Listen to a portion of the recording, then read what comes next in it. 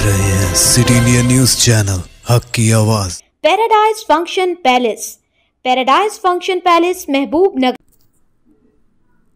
जिला महबूब नगर कांग्रेस पार्टी दफ्तर में मुनाकिदा सहाफती कॉन्फ्रेंस में CWC मेंबर और साबिक MLA वंशीचंद रेड्डी ने देवरखदरा MLA और जिले कांग्रेस सदर G मधुसूदन रेड्डी के हमरा शिरकत की और अपने खिताब में कहा कि तेलंगाना की आवाम बिलखुसूस महबूब नगर की आवाम के आशीर्वाद से रेवंत रेड्डी चीफ मिनिस्टर के ओहदे पर फाइज हुए और जियो 14 को जारी किया, जो माजी में 69 जियो पर अमल करते हुए 2,945 करोड़ रुपए मख्तस किया, जिस पर chief minister Revanth Reddy, deputy chief minister Mallu Bhattikumarka, महकमा आपाशी के मिनिस्टर उत्तम कुमार रेड्डी का शुक्रिया अदा करते हैं।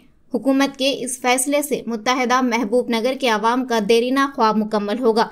वंशीचंद रेड्डी ने कहा कि BRS हुकूमत ने जियो 69 के तहत मंजूर शुदा Narayanpet Kodangal lift irrigation project को निगल लिया है। आज तेलंगाना में आवामी हुकूमत कायम हुई है। आवाम के लिए खिदमत करने के लिए चीफ मिनिस्टर बनने वाले रेवंत रेड्डी से दोबारा जिले के लिए अच्छे दिन आए हैं। कल जारी हुए जियो 14 इसकी मिसाल है।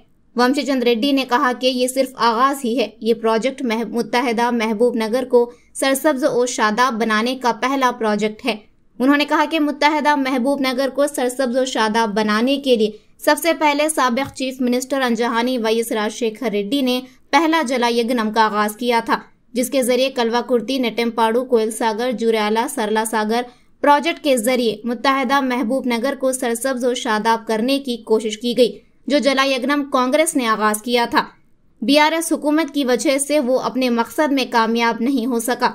BRS हुकूमत ने मुत्तहदा महबूब नगर की तरक्की में कोई दिलचस्पी नहीं दिखाई, जिसकी वजह से 10 साला दौरे हुकूमत में मुत्तहदा महबूब नगर सरसब्ज और शादाब नहीं बन सका।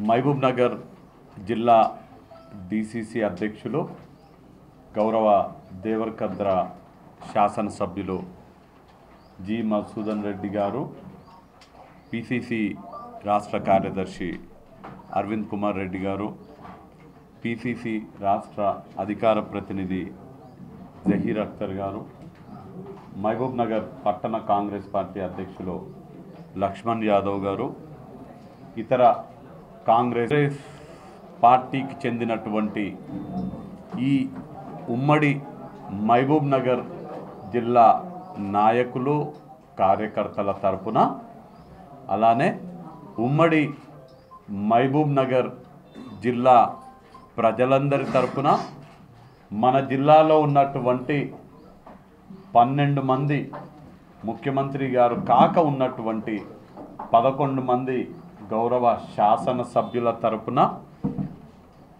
మరి ముఖ్యంగా మక్తల్, నారాయణపేట, కొడంగల్ నియోజకవర్గాల ప్రజల తరపున రాష్ట్ర గౌరవ ముఖ్యమంత్రి మన పాలమూరు ముద్దుబిడ్డ రేవంత్ రెడ్డి గారికి హృదయపూర్వకంగా కృతజ్ఞతలు మన పాలమూరు జిల్లా వాసులందరి తరపున మేము తెలియజేస్తున్నాము।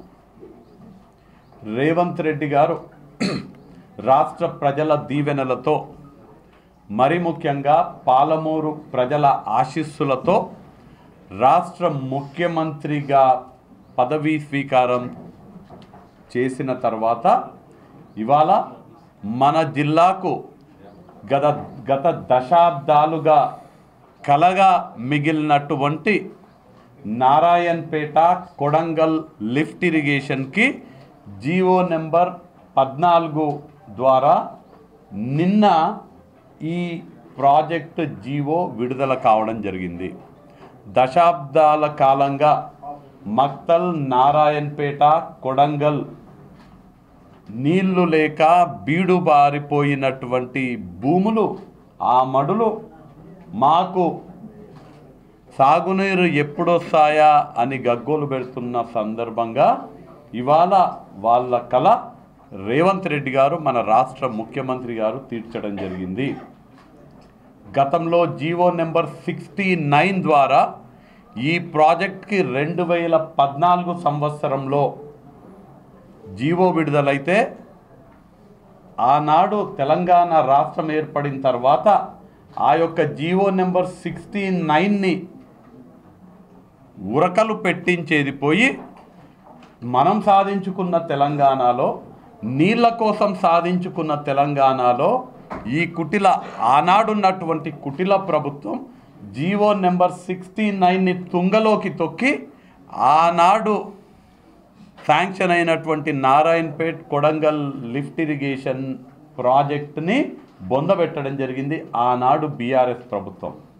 మళ్ళీ ఇవాళ ప్రజాపాలన వచ్చింది, ప్రజల కోసం పరిపాలించే వ్యక్తి రేవంత్ రెడ్డి గారు రాష్ట్రానికి ముఖ్యమంత్రి అయిన సందర్భంగా మళ్ళీ జిల్లాకు మంచి రోజులు వచ్చినాయి. దానికి మొదటి సంకేతమే నిన్న విడుదలైనటువంటి జీవో నెంబర్ 14. నారాయణపేట, కొడంగల్, మక్తల్ నియోజకవర్గాలను కలుపుకొని 1,00,000 ఎకరాలకు సాగునీరు అందించడం కోసం 2,945 కోట్ల వ్యయంతో ఈ ప్రాజెక్ట్ని ముఖ్యమంత్రి గారు శాంక్షన్ చేయడం జరిగింది. ముఖ్యమంత్రి గారితో పాటు మన రాష్ట్రానికి చెందినటువంటి నీటిపారుదల శాఖ మంత్రివర్యులు గౌరవనీయులు ఉత్తమ్ కుమార్ రెడ్డి గారికి కూడా జిల్లా ప్రజల తరపున మేము కృతజ్ఞతలు తెలియజేస్తున్నాము. ఈ విషయం తెలియజేస్తూ ఇది కేవలం ఆరంభం మాత్రమే. ఈ ప్రాజెక్టుతో ప్రారంభమైంది మన ఉమ్మడి పాలమూరు జిల్లాని సస్యశ్యామలం చేసేటువంటి మరో జలయజ్ఞం.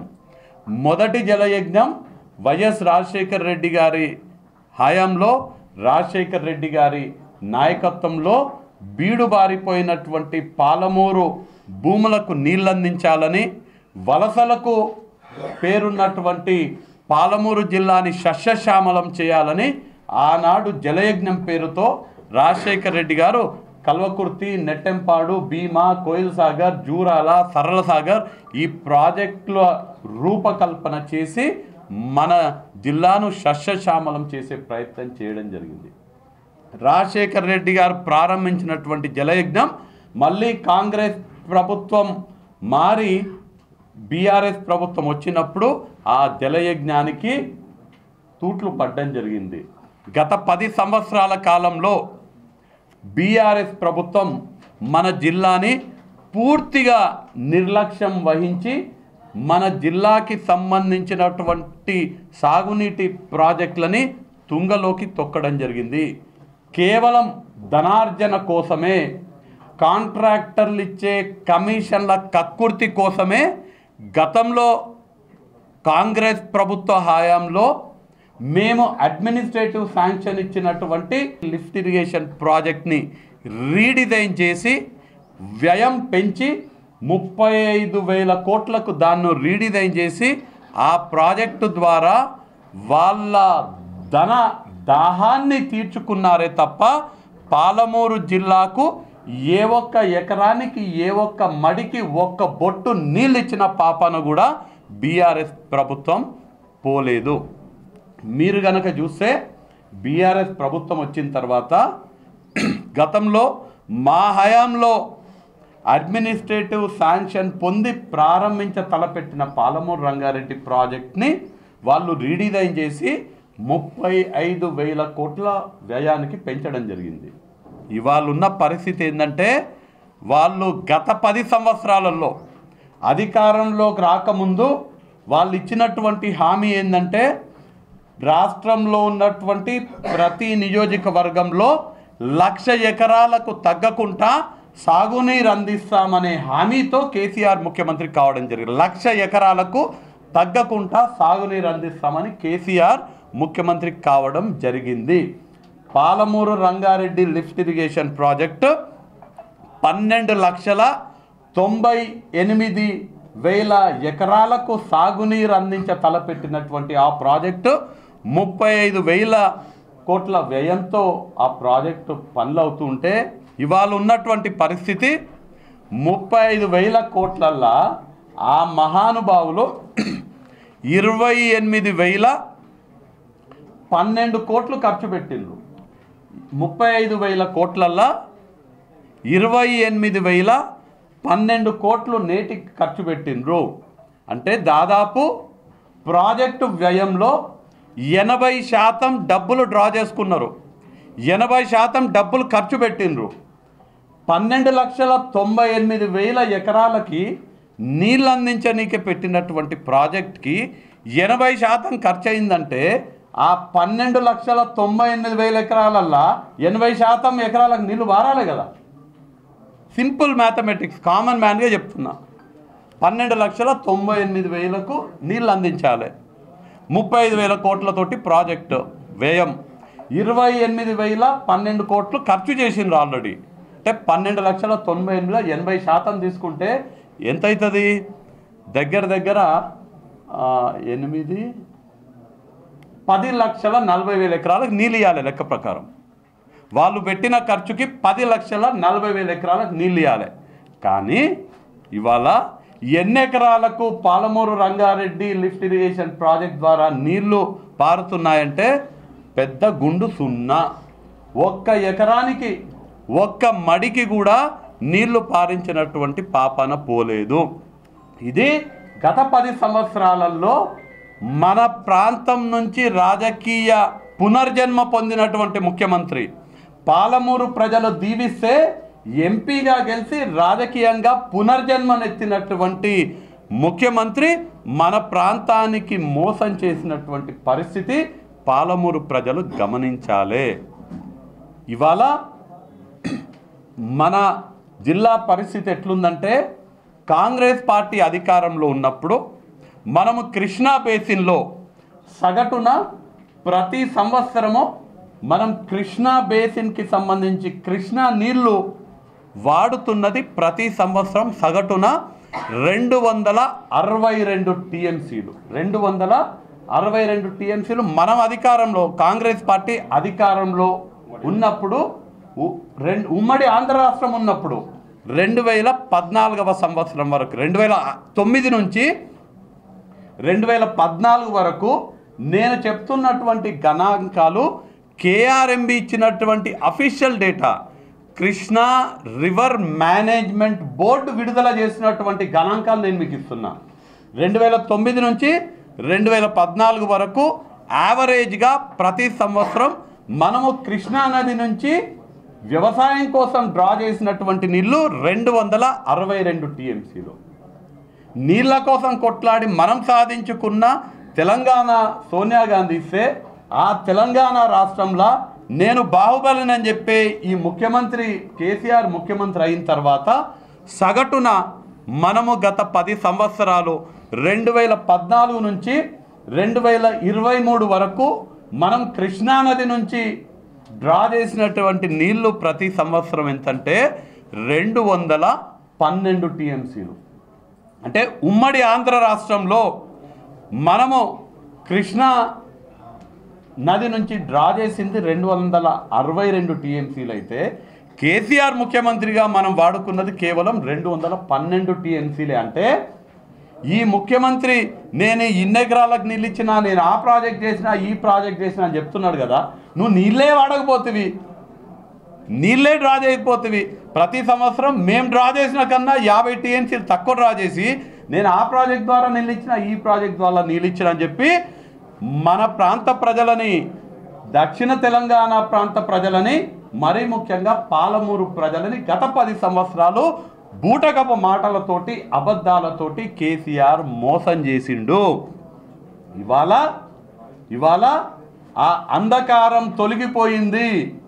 తెలంగాణ రాష్ట్రానికి, మరీ ముఖ్యంగా పాలమూరు, ఉమ్మడి పాలమూరు జిల్లాకి మళ్ళీ మంచి రోజులు వచ్చినాయి. దానికి ఆరంభమే నిన్న విడుదలైనటువంటి GO number 14 Narayanpet Kodangal lift irrigation project ద్వారా 1,00,000 ఎకరాలకు మక్తల్ నారాయణపేట్ కొడంగల్కి సాగునీరు అందించడంతో ఈ పాలమూరు జిల్లాకు సంబంధించినటువంటి మరో జలయజ్ఞం ప్రారంభమయ్యింది.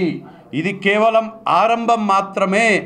మా హయాంలో రేవంత్ రెడ్డి గారి ఆధ్వర్యంలో ఇక్కడ ఉన్నటువంటి కాంగ్రెస్ ఎమ్మెల్యేల సహకారంతో మహబూబ్ నగర్, ఉమ్మడి పాలమూరు జిల్లాకి సాగుకి యోగ్యమైన అటువంటి ప్రతి ఎకరాకి, ప్రతి మడికి నీళ్ళిచ్చే బాధ్యత కాంగ్రెస్ పార్టీ రేవంత్ రెడ్డి గారి నాయకత్వంలో చేపడతామని ఇవాళ పాలమూరు జిల్లా ప్రజలందరికీ మేము ఇవాళ కాంగ్రెస్ పార్టీ తరఫున తెలియజేస్తున్నాము.